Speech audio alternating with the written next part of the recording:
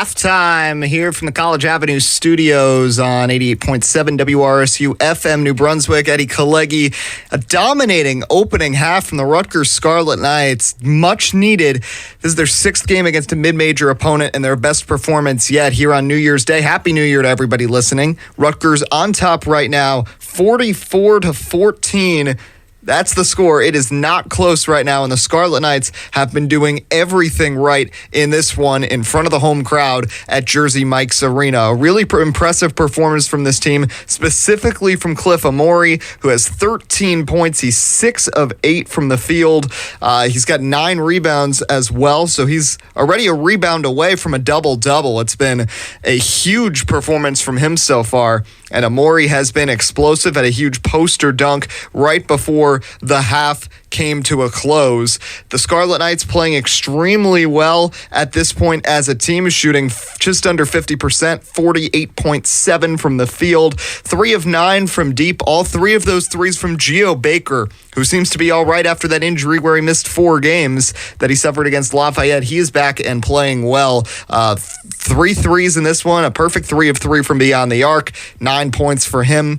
Ron Harper Jr. only 2 points, 1 of 5 from the field, but hasn't really been necessary with the way everybody else has stepped up. 6 points for Paul Mulcahy, 2 for Caleb McConnell, Mawat Mag with 4, Jalen Jones with 4, Reber and Hyatt with 2 apiece. Every player has scored at least 2 points except for Jalen Miller so far in this one. So it's been a great effort, a team effort from the Scarlet Knights. Also have 28 points in the paint, 17 points on fast breaks, and they've hit all 3 of their free throws and are dominating the rebounding stats. They've got 30 rebounds. They are plus 15 in the board category right now. So the Scarlet Knights doing an excellent job. As for Central Connecticut State from the NEC, it's been a rough go of things. They have only made 1 2-point shot so far in this entire game. They are 4 of 27 from the field, 3 of those being from deep. The one problem the Scarlet Knights have had in this game, and it's been plagued them all season, is allowing open 3-point opportunities.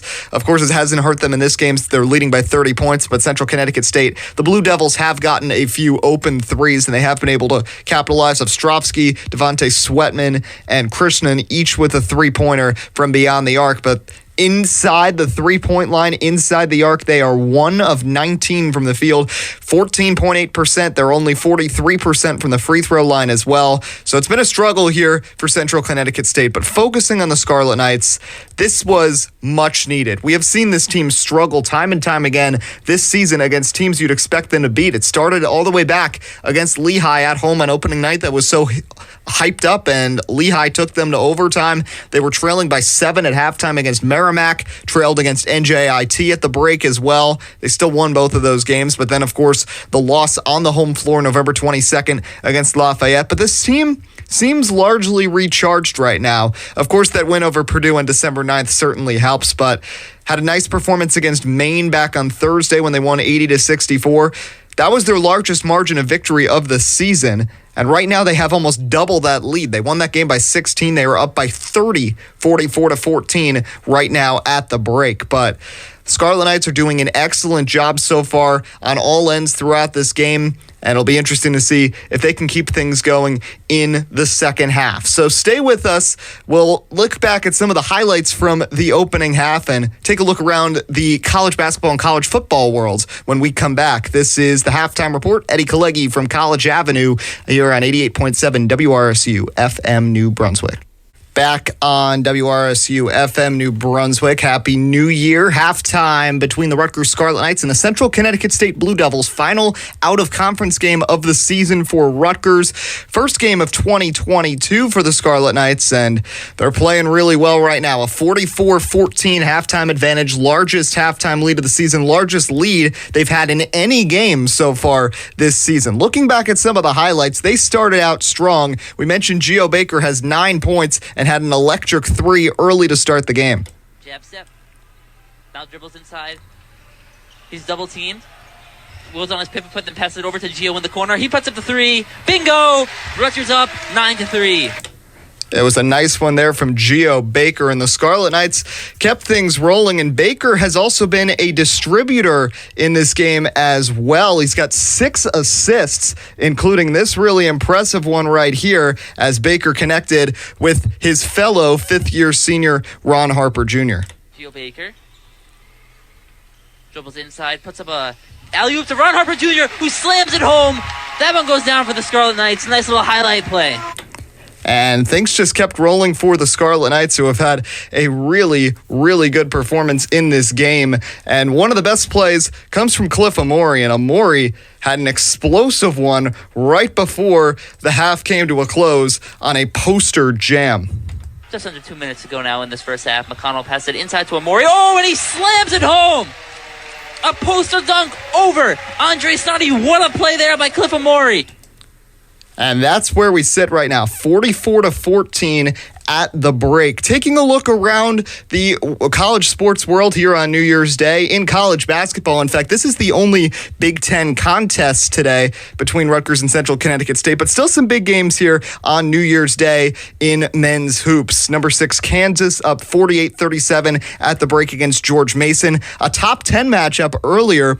Number 1 Baylor took down number 8 Iowa State. Baylor maintaining their number 1 seeding as they get into the meat of their Big 12 schedule, up 77-72.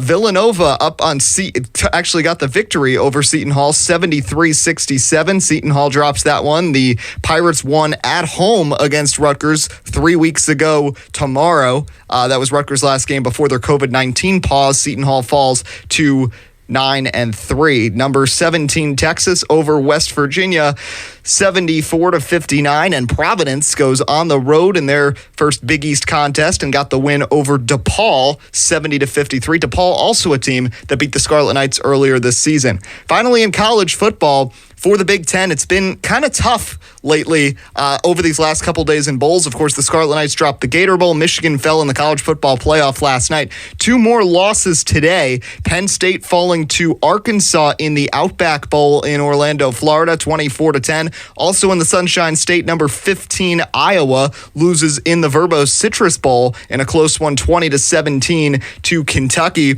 Much to the frustration of one of our announcers today, Dylan McCoy, Notre Dame, the Fighting Irish, blew a 28-7 second quarter lead, falling 37-35 to Oklahoma State in the PlayStation Fiesta Bowl. And right now, the Ohio State Buckeyes trailing late in the first quarter, 14-0 against the Utah Utes in the Rose Bowl game from Pasadena.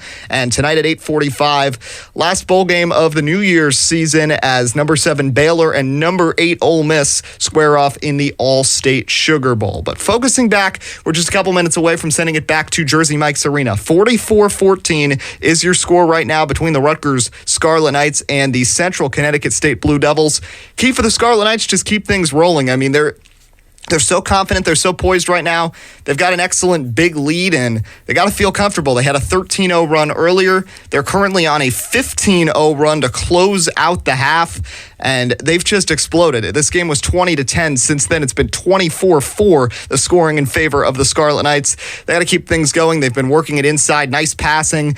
They've been able to hit the 3 ball. They've also been able to work it inside. Cliff Amori, a rebound shy of a double-double already in this game. For Central Connecticut State, just got to try to make some shots. Only 1 2-pointer is really inexcusable, but a testament to the Scarlet Knights defense, which has stepped up in a big way in these last 2 games, albeit against mid-major opponents. But that's going to be all she wrote here for our halftime show. We're going to be sending it back to Piscataway, where Dylan McCoy and Doug Willig will have the call of the second half on the other side of this break. So we hope you enjoyed the halftime show. 44-14, Rutgers looking to get the win here on the first day of 2022. When we come back, it'll be back at Jersey Mike's Arena with Dylan and Doug. You're listening to 88.7 WRSU-FM New Brunswick and at WRSU.org.